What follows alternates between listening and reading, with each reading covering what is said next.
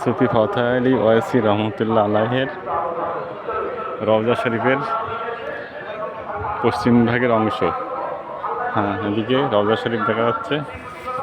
রওজা শরীফ কিছুটা সাজানো গোছানো বলা যায়, সুন্দর করে সাজানো গোছানো।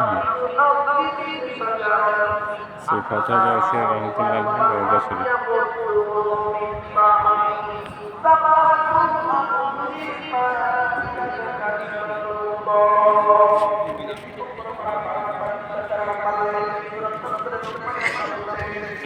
এদিকে রওজা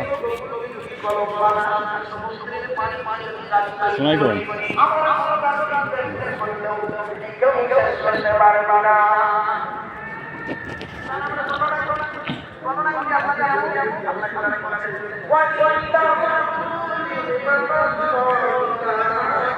তো রওজার সামনে আমরা চলে এসেছি।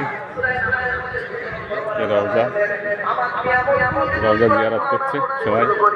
আজকে 20 বাৎসরিক দিন।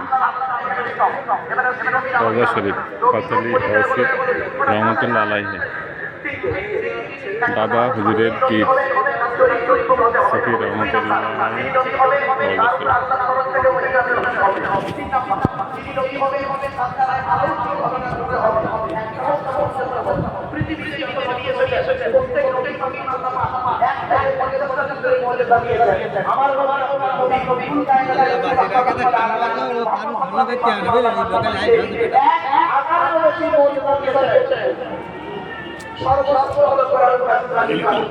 চলো আমাদের নাম আচ্ছা নবী কোন বংশে জন্মগ্রহণ করেছেন?